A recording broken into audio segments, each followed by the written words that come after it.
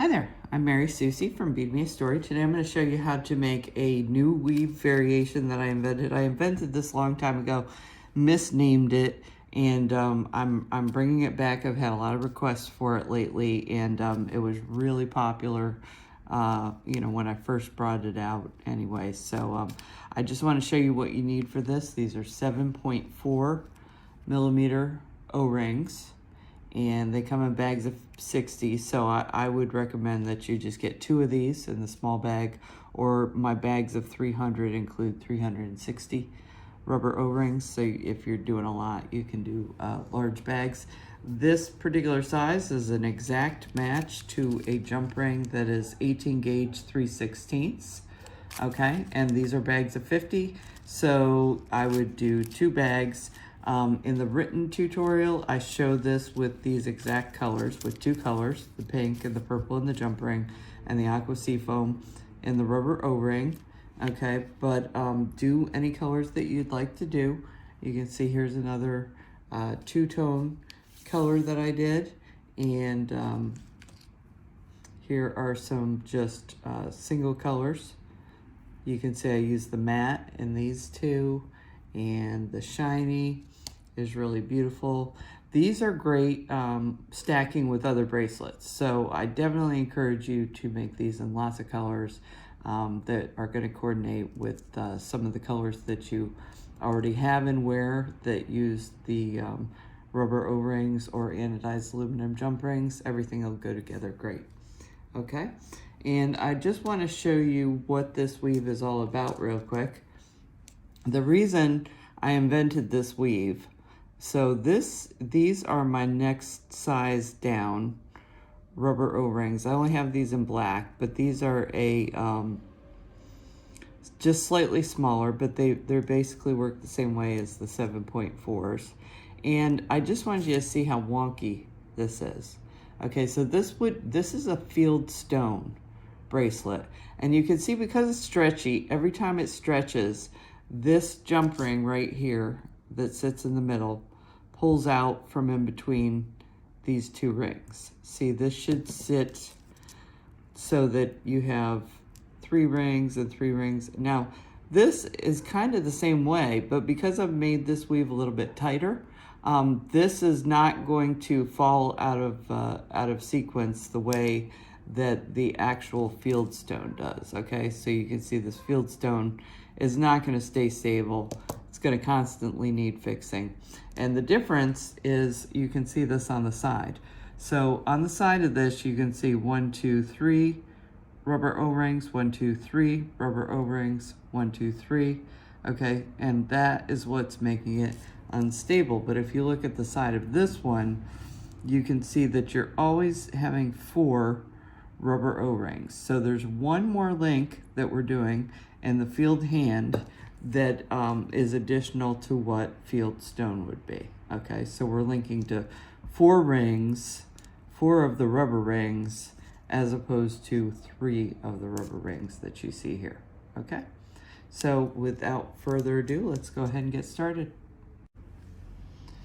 Okay, so in order to start this weave, you can see that I've gone ahead and opened 2 different colors of jump rings. I've got some teal and some sky blue here, and then I'm using the purplicious rubber O-rings for the rubber part.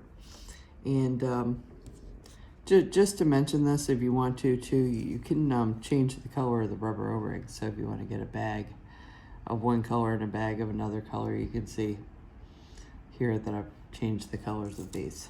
Okay, so all options are open as far as color goes. Just use your creativity and imagination, and I'm sure you'll create beautiful things. I'm going to go ahead and take my first jump ring. I'm using the teal first, and I'm going to pick up 4 rubber O-rings. Now we only do this in the first step. Every other step we're ultimately going to be using 3 rings to add to the row. The first row we start with 4, and then when we finish the bracelet we're only going to add 2. Okay, so everything's about 3s. Okay, so we have all 4 of these on here, and then what I want to show you is that we're going to take one and pull it over to the left, and we take the other 3 and pull them over to the right. Now what we want to do is we want to sandwich this one that's on the left between the top and the bottom one on the right. Okay, so this one in the middle on the right kind of sticks out a little bit. Okay, and then there's one on the front and one on the back, just so you can see it from the side. Okay, and so it's kind of hard to show it to you because everything's still moving around. Once we start adding jump rings to this, that'll all settle down a little bit. Okay, so I'm going to take my second jump ring. We're working with the same color. Okay, and I'm going to pass through, what I basically want to do is pass through the eye that's between these 3 rings. So the 2 that are shoved over to the left and the one that is actually on the left. Okay, so we're going to pass through the eye. So the eye would be this little intersection area right in here, okay, where all of those rings intersect. So the top one, this would be the middle, the one on the left, and then the bottom one. And once you kind of understand that, everything else will be a little bit easier. Okay, so I pass through the top one, there's the middle one from the left, and then I'm going to come back here, and you can see I'm grabbing the one that was on the bottom. Okay, there you go. Okay, now when we close this, we want to close it so it's inside this ring that's on the right. Okay, so make sure we pass inside of it, not around it. And we will close. Okay. So now that we have this second one on, okay, you can see we have one here and we have one that's sticking out here. And then we want to add another one to mimic this one here. We could look at it this way too. We could put one on top and mimic over here. But in this case, in other words, it doesn't really matter which side you work on when you're doing this little starter piece. Okay, so work wherever is comfortable for you. But once we get rolling here, we want to make sure that the one that's sticking out of the 3 is over to our right. Of course, this is a right-handed version of this, so we'll be working towards the right. Okay, so once again, so I'm going to turn this around so it's backwards of what I was just showing you. And again, we're going to pass through the eye that's between these 3 rings. So you can see I've got the top, here's the middle, that's now on the left. I flipped it around, and the bottom. Okay, and I seem to be passing through this middle jump ring, which I don't want to do. I just want to pass directly through these 3, and there we go. Okay, and then when I come back here, this one that's still over to the right, I want to make sure to pass inside of it. Okay, and you can see I was kind of turning my work back around. So as we finished up here, you see that I've got the single ring out here to the right hand side. Okay, and these two rings over here, and there's 4, but again, this one is part of the final row. We have to add it when we start because we're connecting to 4 rubber O-rings in each row when you look at the rubber side, and on the metal side you're connecting to 3.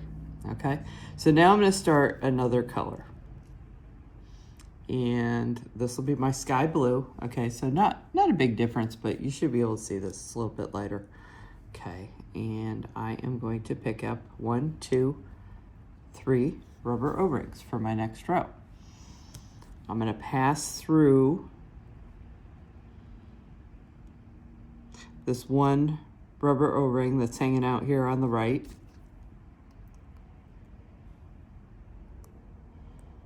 And I will close. Okay, so as I go to add my second ring, I'm going to go ahead and pass through this top ring.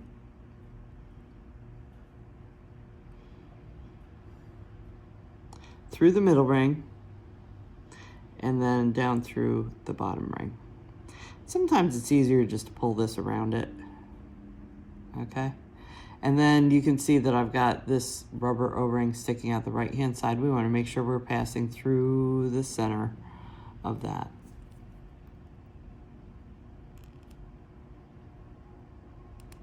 Not around, just not around the outside of it. Okay.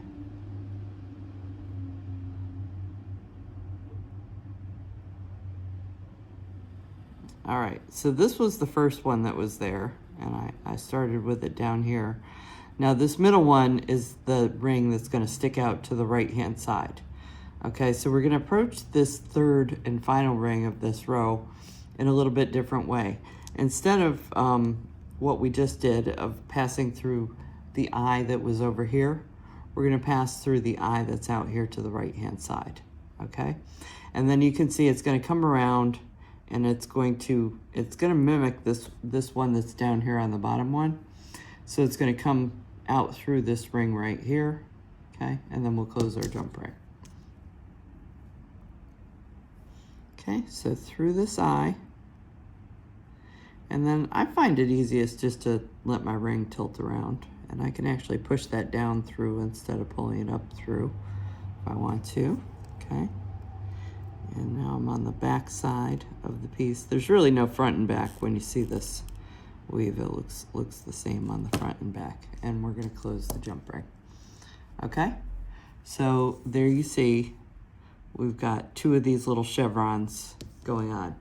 Now I'm going to bring in one more. I'm going to show you. I'm going to show you. Let's do this in the same way one more time, actually, and then I'll show you another approach to it.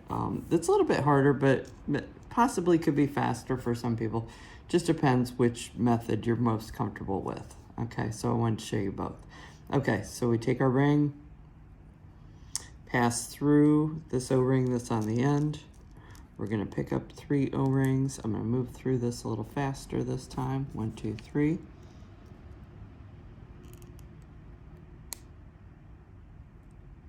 Okay, got my ring closed. Now I'm going to bring in my next one. I'm making sure that my teal jump ring is below that sky blue one that was from the last row. I'm going to pass through just this top O-ring, through this middle one, and through the bottom, okay?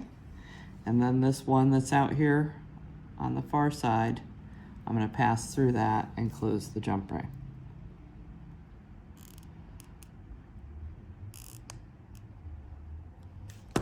Okay. Now I'm going to take my third and final one.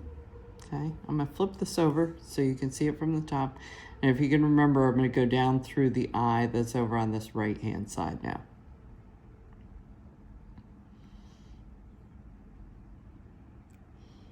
Okay, and then just let the ring flop back around, pass through that hole so it mimics that bottom ring, and we're closed.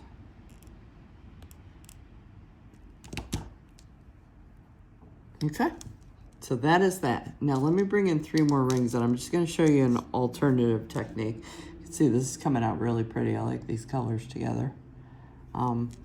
Okay, so this time what we're going to do is we're going to add 2 rings at the start of the row that are going to pass through our 3 rubber O-rings. So to start, this technique is a little bit faster and easier.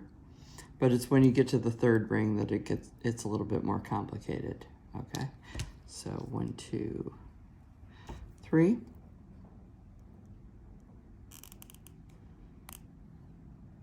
Okay, and then pick up this ring, and I'm just passing through these same 3 that I just put on, and I'm passing through this ring back here. So you can see I'm doing the top and bottom jump rings first when I do this technique.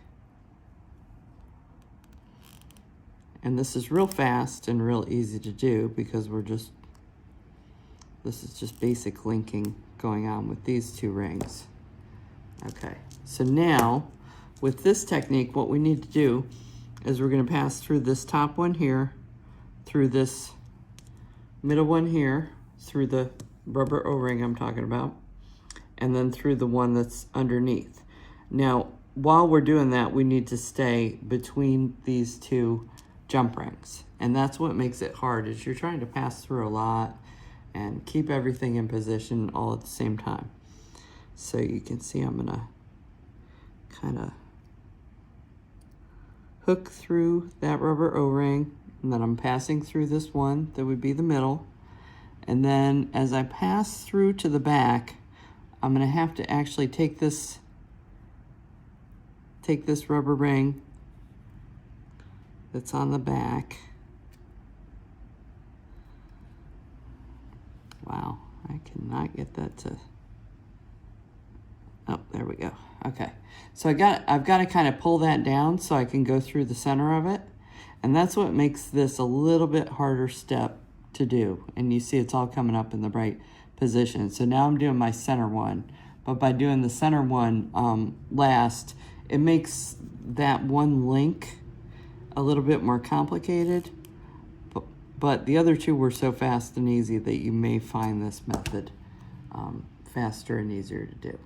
Okay, so there we go. There we have it. We're just going to keep going. We're going to keep adding more rows to this and adding this little chevron pattern. Just want to show you again that we have 4 rings connecting. Okay, and you know, each of these in-between ones are being shared by 2 of the chevrons. So we have 4 rings on the side, and that's what's keeping this weave more stable. Okay, so I'm gonna go ahead and I'm gonna bring in another color to finish up, because I have one that's right at the end. Okay, and then we will have completed our bracelet. Okay, so as you can see, I've finished the length of this. It's nice and stretchy, very stable, even though you can see this could move in here. It's actually such a nice tight weave and everything. All of these top rings, the jump rings, are so stabilized that it's really not going to move around as you stretch it. Okay, and I want you to notice before we start this final step, so we are going to need 2 O-rings. I'll just get rid of this one. We need 2 rubber O-rings and 3 jump rings ultimately. Okay, so to start out, we're going to go ahead and use this first jump ring, and before we start this final row, I want you to make sure that your jump ring in the middle is sticking out to the right, and the 2 that are behind it are to the left. Okay, so if you make sure you're going in the right direction, that's going to help a whole lot. Okay, so pick up your jump ring. I want you to pick up 1 O-ring, then pass through this last row, and then pick up a second rubber O-ring. Okay, and then we're going to bring the start up and around, making sure everything is straight, and we're going to pass through that very first row. Okay, so to finish, we're only using 2 O-rings, and that's because when we started, if you remember, our very first row was 4. So this one that we just linked to, this rubber O-ring that we just linked to at the start, is really what would be the 3rd one in this row. Okay, so we're just adding a new row.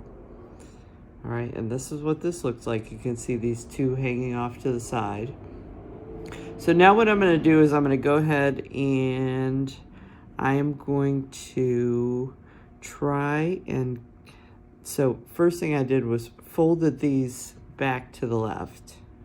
Okay, and then I'm going to try and get this sandwiched over here on the right.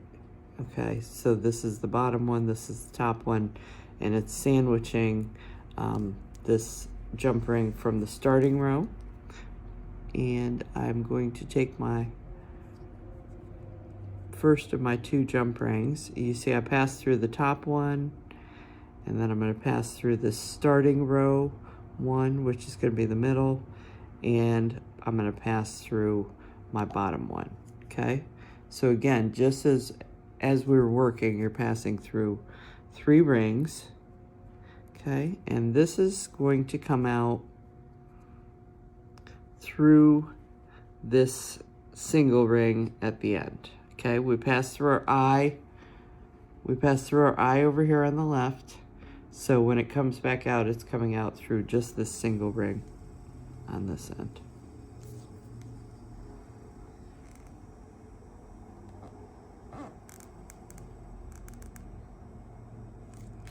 Okay, I'm gonna flip this back over. So you see this matches this, that's shifted to the left. This one I just added matches the one that was shifted to the left. This matches my center, okay? So I need to add one in here. So we're gonna go through the eye right here, okay? And then we're gonna come back out this single ring again with this. Okay, so here is my eye that I need to pass through. So I'm passing through again all 3 rings first. And you can see as I turn that around, you can see through it's going through 3 layers.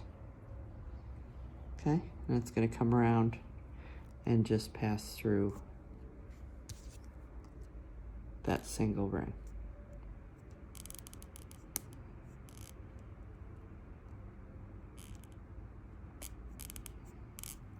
Okay, and we are complete. Okay, so just give it a little stretch. And this is completely finished. You can see we get this beautiful chevron pattern. We can do that in, you know, one color, or we can change colors with each chevron, or you can do the 2 outside and the 1 inside with a different color, or you could even try, it's not going to match up exactly, but you could even do these little diagonal stripes going down. Okay, lots of different ways to do this. This is a nice dimensional weave, kind of like a helm weave, you know, where it's got 3 layers on top of each other. So it's going to be about that type of thickness. This works great as a bangle. It stays fairly stiff, but you can see it has quite a bit of movement. And so anyway, I hope you've enjoyed this project. Be sure to like and follow us on Facebook, and for more kits and supplies, please feel free to visit us at beadmeastory.com. Thank you so much.